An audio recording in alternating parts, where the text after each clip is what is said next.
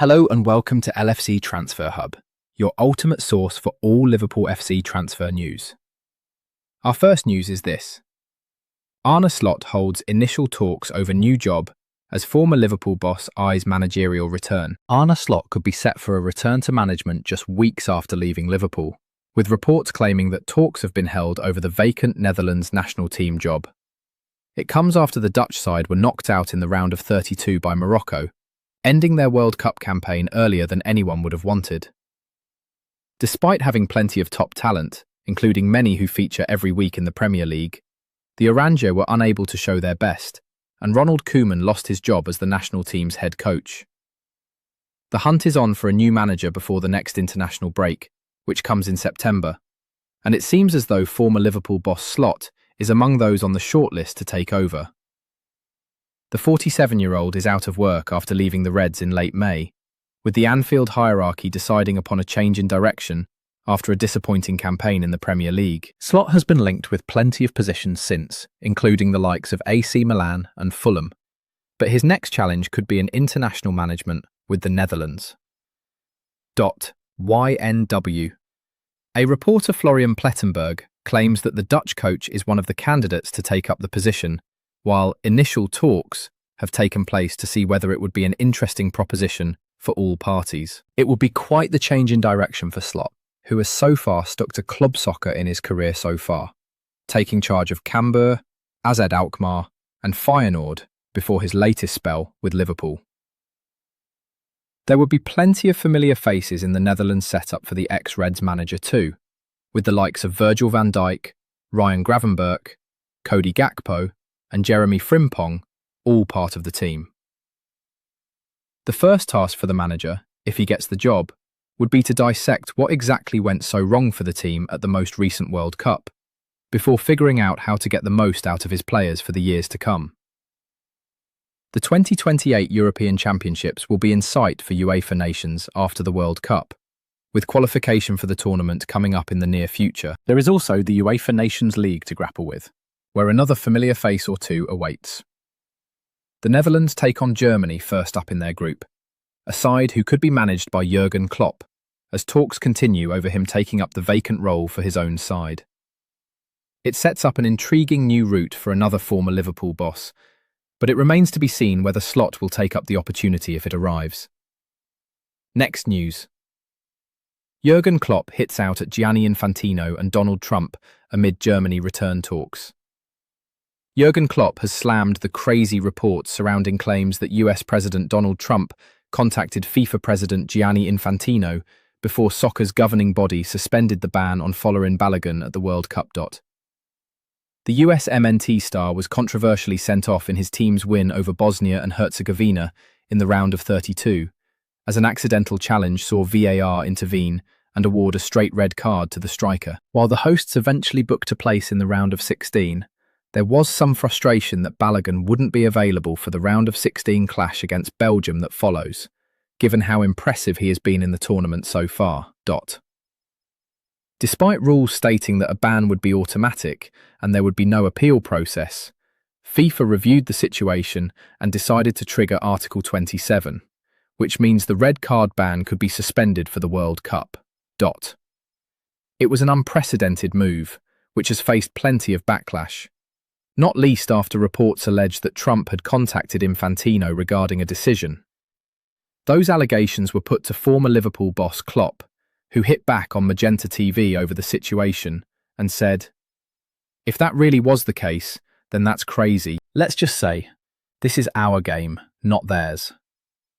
These two people, who both have no idea about football, should have nothing to do with that. That was a red card. There's no two ways about it. We're sorry for Balogun because he didn't mean to do it, but that's what the rules say. It was a decision that has brought plenty of criticism, with Klopp the latest voice to speak out against the call to suspend Balogun's ban for the upcoming match.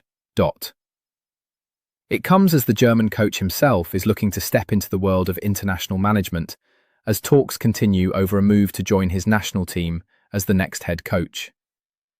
While it's unclear how long Klopp's deal could be, if he signs one until 2030, he may well be in a position to manage in a World Cup, where he will see firsthand the impact of the decisions made by FIFA across the tournament. As of writing, Balogun remains available for selection, with Maurizio Pochettino likely to pick the US star striker in the clash with Belgium in the next round.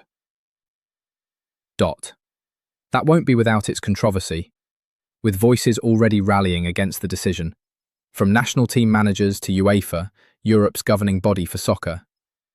It remains to be seen what the fallout from it will all be, as all eyes turn towards the US MNT versus Belgium game, with anticipation for the impact the decision will have, one way or the other. Next news. Harry Kane offers update on Jordan Henderson after Liverpool icon stretchered off with oxygen. Harry Kane has provided an update following his teammate Jordan Henderson's injury, which occurred during England's celebratory scenes after their dramatic 3-2 victory over Mexico.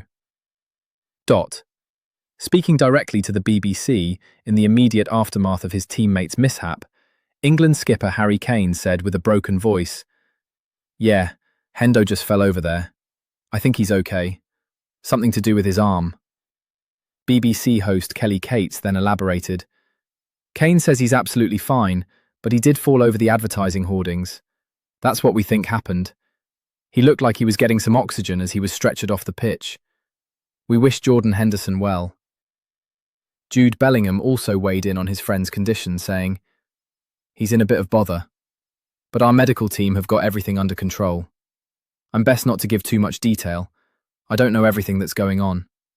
Everyone was there to support him, and even that was beautiful to see." The incident left Thomas Tuchel with conflicting emotions, as 10-man England's courageous World Cup triumph over Mexico was overshadowed by Henderson suffering what the manager described as quite a serious injury after tumbling over an advertising hoarding during the post-match festivities, reports YNWA. The Estadio Azteca was the setting for a pulsating last 16 encounter on Sunday evening, with England making a flying start courtesy of Jude Bellingham's rapid-fire double, before Julian Quinones pulled one back and Jarell Quansah was shown a red card. England skipper Harry Kane netted from the spot before conceding a penalty converted by Raúl Jiménez, as Tuchel's 10-man side dug in to clinch a dramatic 3-2 triumph and book a quarter-final showdown with Norway. The final whistle triggered jubilant scenes, with players flooding onto the pitch before gathering in front of their supporters for what has become a customary rendition of Oasis's Wonderwall. However, unused substitute Henderson suffered a nasty fall while clambering back over the advertising hoardings after the sing-along, leaving the pitch on a stretcher before being rushed to a hospital in Mexico City. It was subsequently confirmed he would not be rejoining the remainder of the squad in Kansas City on Sunday evening, as he continued to undergo medical treatment. "My emotions are very mixed," England boss Tuchel said. "I'm just proud of the mentality and the attitude. Round of 32, round of 16, is the moment in tournaments where you find a way to win. We did it with pure mentality, with heart. We overcame every obstacle that was thrown at us. I am so proud of the mentality and the will of this team. It is a very, very special night for us. Mixed feelings also, because I am exhausted, of course, and emotional, but also sad because Jordan got injured. He injured his wrist. He is at the moment at the hospital, so it is quite a serious injury. It just doesn't fit to the evening that Jordan is now not with us. I don't know the procedure what is going on. I just did the press and the doc told me he's in hospital." It quotes a Richard Hughes masterclass. £80 million star is coming to Liverpool. Liverpool have a lot of issues to address in the 2026-27 season. Not only has Mohamed Salah left, but the Reds also have a gaping void in their defence now that Ibrahima Konate has exited. Each of these things are problems in their own right, but the fact that it feels like another massive rebuild is on its way to Anfield is a tad scary. On paper, the Reds' summer window last time around felt like one of the best that a club had ever pulled off. Alexander Isak and Florian Wirtz were both brought in, but even with how good they were, it barely made a difference, and to be honest, they actually looked worse during Arne Slot's second season than his first. Despite this, several new players are set to be welcomed through the Anfield doors, with one move that Richard Hughes is about to pull off looking like a masterclass. Richard Hughes could be about to bring Adam Wharton to Liverpool. One of the main positions that Liverpool need to upgrade is their number 6. Even though Ryan Gravenberch performed well there during the 2024-25 season, the 2025-26 campaign proved that he is far from a defensive midfielder.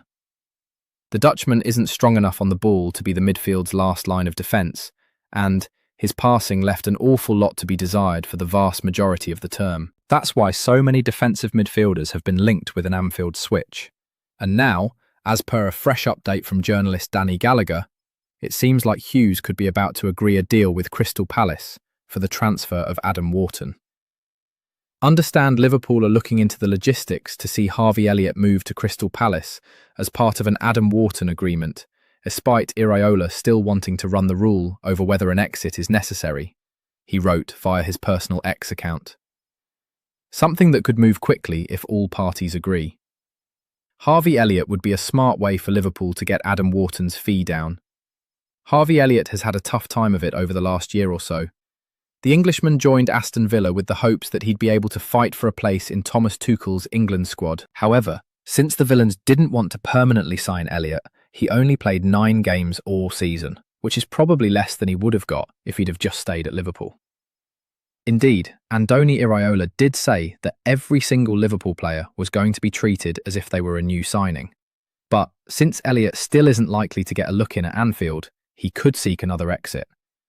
And since Palace want to add some attacking talent to their ranks so that they can finally replace Eberechi Eze, and Liverpool want to add a new defensive midfielder to their ranks, a deal for both players could easily be struck. Wharton would be an ideal addition for Liverpool, as he's homegrown and has plenty of Premier League experience under his belt already. A fee in the region of £80 million is required to prize the Englishman away from Selhurst Park, but with the inclusion of Elliott in the deal, that fee could easily be dropped. Here's hoping that this is actually a deal that Hughes can pull off, as if he can, it would be an absolute masterclass. Next news. Steven Gerrard humbled by receiving highest honour from Liverpool fans. Roughly 1.4 million votes were counted, and Liverpool fans had their say with emphatic style, declaring Steven Gerrard as the greatest player in the club's history. It came as part of a campaign from the Reds this summer, which saw supporters given a chance to voice their thoughts on who should be in the top 100 for the best players to grace the pitch at Anfield. There were plenty of iconic names, with Mohamed Salah, Kenny Dalglish and Graham Souness all featuring towards the top of the combined list.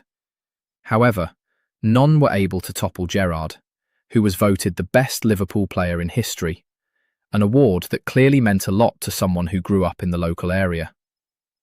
That much was clear when the midfielder made a heartfelt statement on the award, thanking the supporters for making him the player he was. Speaking to the official Liverpool website, he said, "I feel very flattered and honoured.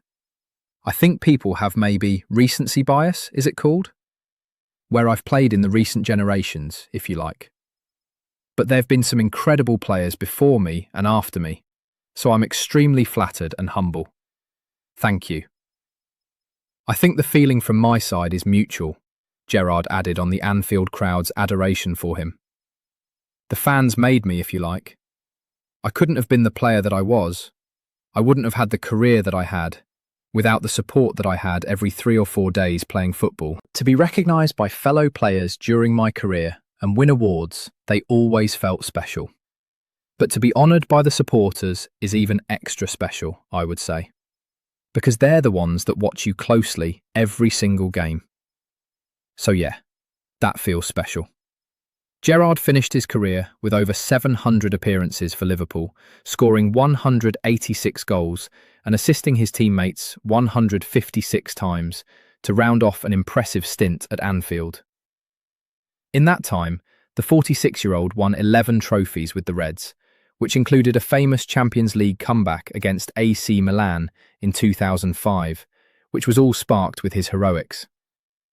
While there may be a feeling that his trophy cabinet should be even fuller, no one can question the unwavering loyalty he showed to Liverpool during a testing time in the club's successful history.